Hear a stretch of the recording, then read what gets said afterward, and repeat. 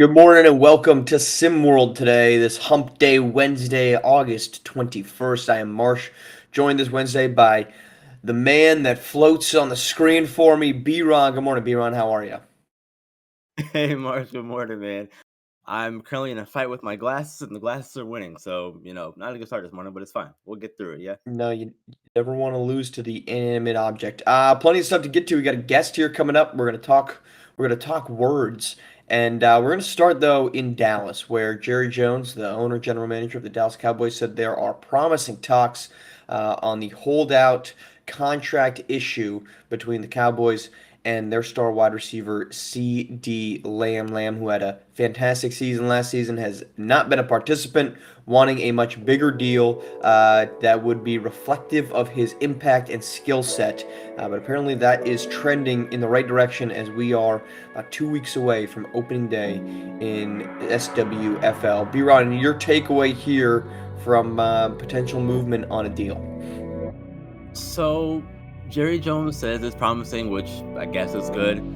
The problem, though, I think with the deal in particular is, how much it's going to be, and if they're going to actually come close to that. Because right now, Justin Jefferson is the highest paid receiver at $35 million per season. Is Ceedee Lamb going to get 36? Is he going to get 34? What is he going to want? Is he going to want to be the highest paid? Is the question. My guess is yes, because I think everybody wants to be the one to set that benchmark, so to speak. And I think that I think that Ceedee Lamb very well could be. He should be in that echelon of receivers in terms of getting paid that much money per year. I would like to see it happen, obviously, for the Cowboys' sake. I just don't know, like I said, if he's going to be okay with taking 34 per season, or if he's going to want more than 35. Well, I I don't just know that don't. Jerry Jones really knows what he's going at because according to the quotes given, first quote for Jerry Jones, well, I think I am when asked if he's optimistic. And when I say that, it doesn't sound too promising. But then when talking more about it, he goes, I don't mean that to be insensitive to our fans of the CD, but we're in good shape and they're there and we are having promising talks. So it's either not too promising or it's Yeah, promising. it's Um, contradictory. I which is the epicenter of Jerry Jones's entire likelihood or livelihood. But pay the man. I mean, look, man, you paid. I agree. This whole thing is ridiculous to me because you overpaid Zeke 6 years ago, and they are now still not willing to give their quarterback, who I don't care if he should be the highest paid quarterback in the league. He's at least worthy of being in that range. And guess what? You're always going to be the highest paid quarterback when you're the latest paid quarterback. That's just how the cap works. For CeeDee Lamb to think that he shouldn't be paid on par with Justin Jefferson is absolutely ridiculous. Of course he should be. Yeah, Just I pay think he him. should be. This is Yeah, no, of course. it's just foolish that we are dealing with this because when teams say, well, we don't want to deal with this distraction, we just want to get on the field and have our guys out there so we can play. It's very simple.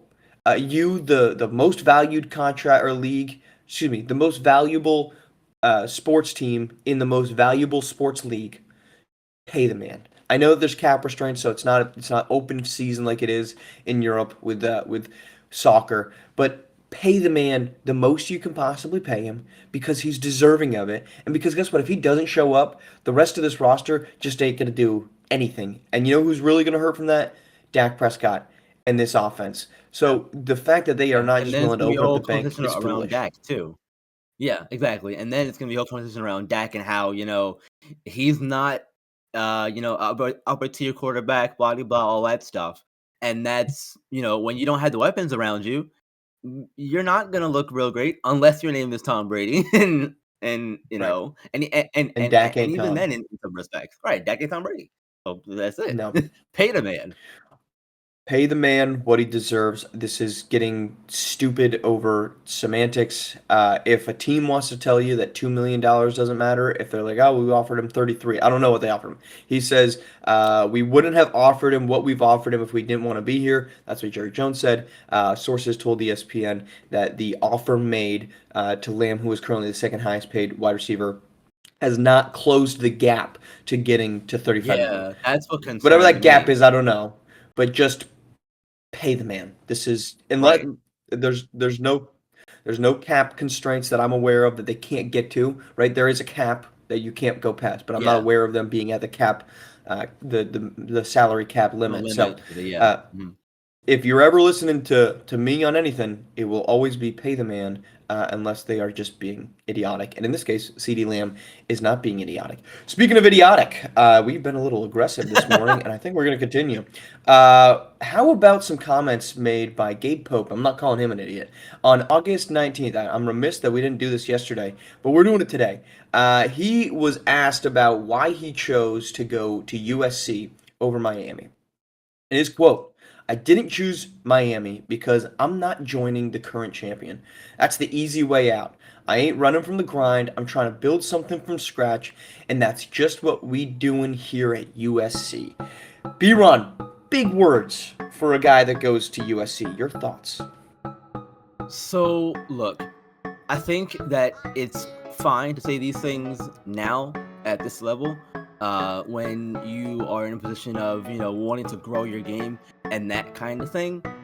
And I know everybody views these things differently about, winning versus developing and growing and all that stuff. And for a college, that's fine. You're gonna play with your brother, fine. I'm all for that. I'm all trying to build a program up and set it up for the future. I think that's a good thing about going to a school like USC in the Pac-12. You can see building up that kind of thing. So on that side of things, it's good for now. But when you're talking about getting to the pro level eventually, look, what's the ultimate goal of sport, right? And champions. And if they want to draft you, you say, no, I don't want to play for them because they're too good or whatever. That's weird to me. Why would you not do that? Why would you not do that? So, like, I get what you're saying. I get it for now. But down the future, in the road, if the Mavs offer you a contract and you turn it down because you don't play for them, that's silly. That's silly. So think about it for later. That's all I'm gonna say. I have a quick question, rhetorical. Don't need an answer from you, B-Ron. Okay. Okay. This is just in general. Would you like a medal?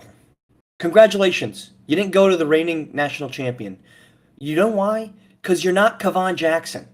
Kevon Jackson is a top 10 recruit in SimWorld U. Gabe Pope is not. Okay? Gabe Pope might have had an offer from Miami, but it's also because he was hoarding offers like he was Schmog with a freaking mountain of gold. He wanted 20 offers before he made a decision. Sick, dude. You went to USC. Congratulations. It's great for you. But you weren't going to start at Miami. Kevon Jackson is, because Kevon Jackson is a better prospect right now than Gabe Pope. I'm not saying he's going to be a better player in the long run. I'm saying right now, as we sit here today on August 21st, Kevon Jackson is the better prospect. You want to build something from scratch. Okay, you want to build something from scratch. It's a bold take to go to USC, who made it to the Sweet 16 last year and was the #1 team in the Pac-12 before they lost Bronny James before the conference tournament. You want to build something from scratch? Well, USC's kind of already built something. So if you really wanted to build something from scratch, you do what Benari James did and you go to Davidson. But no, that would be too much of a grind, apparently, because you went to a team that's already established. This doesn't matter. You want to build something from scratch, you want to build a champion. Well, you can also go to a team that's good and you can still develop. And to your point, B-Ron, about development or winning, the prep level is most certainly more focused on development. It should be. As you get to Yeah. college, it should begin to tilt ever so slightly towards actually winning basketball games. I'm not Yeah. saying this is a bad decision by Gabe Pope, but this is a Right. sick soundbite that he thinks he's put out there, when in actuality, it means absolutely nothing. You weren't going to be the same type of player. You weren't going to be in the same type of position that Kevon Jackson is in Miami. You are walking into a spot in USC where you, Gabe Pope, are going to be able to play. You're going to be able to get minutes, and you're going to be able to have a good college career. That's great. That's your situation. It's not Kevon Jackson's because Javon Jackson is better than you. He's a better prospect right now to sit here on a high horse and act like I am better than everybody else because I chose the not national champion, despite the fact that you chose a team that was ranked in the top 25 throughout the season, that at one point was ranked in the top 10, that ended up in the Sweet 16 is not the flex you think it is. Yeah. Yeah, exactly, Maurice, and I agree with you there, and, again, once you get to the pro level, winning is really all that matters, so don't run from the wins at that point in time when you get there too. People want to hate on Kevin Durant for joining the Warriors and doing what he did. I was never I was never against that. If the goal is to win, go win. If you can do and if you can do it with your friends, by all means, man, go do it because that's the whole point of the game. Damn it, you get one of those right. That's it. That's the point of the game. All right, let's cool things off a little bit. Let's Yeah. put some water on these coals, and let's bring in AJ Frost, the Temple freshman, part of a really big recruiting class for Temple. Good morning, AJ. How are you? Good morning. How are you? I'm fantastic. Clearly, look, AJ, I'm really excited for what you guys are doing at Temple. You're part of a three-man recruiting class alongside Angelo Roman, where you look at this Temple group, yourself included, and it's just loaded with guys between 6'4" and 6'7", rangy wings, guards, forwards that can do a lot of things. What's your excitement level as we get ready here, about a month and change away from the start of the SimWorld season, specifically for yourself and Temple? I've been really excited, honestly. Um, when I first decided to go to Temple, I felt like it would have been a great fit for me. Um, I felt like that Temple is somewhere I could actually go somewhere and learn. I understand like it's a small school, but that's something where it could always build up for you. So Yeah, that's very true. so it's a learning. So this is like a learning experience for me right now, which which will help me in the long run. Agreed that 100%. Speaking of learning and everything, yeah, I know you guys are just, getting on campus. You've been there for a little bit now and adjusting. How are you adjusting to Temple so far? I'm actually adjusting well. It's it's definitely I must say the first week was a little challenging. I had to change my sleep schedule a bit. Um, but after the first week, it's been a coast for me. AJ, you played last season for Philadelphia Elite and head coach Treese Williams, well regarded in the SimWorld prep landscape. How did that experience prepare you for Temple, and what are you looking forward to most now making that transition to SimWorld U? Playing under Coach Drees and for Illy, it was a great experience. Coach put me under a leadership role, and I used that to the best of my ability. Um, we had, I feel like we had a successful season last season, and I'm looking to bring my leadership experience to Temple. I know that I could be a good a locker room leader. I know that when you have a hard time, it's it's your responsibility. I wouldn't say responsibility, but like job to help bring up the others in the locker room. Yeah, most definitely agree with you there, and that is a good uh route to take when it comes to joining a new team and that kind of stuff. Sticking in the same realm though, what has been the area of your game that has seen the biggest improvement, in your opinion, heading from Philadelphia Elite to Temple and getting things started with practices and that kind of stuff? I think my biggest improvement is starting to be my finishing a little bit. When I first joined, I was really on like the shooting and defensive side. So seeing me grow a bit of a finisher game has helped me. a little bit.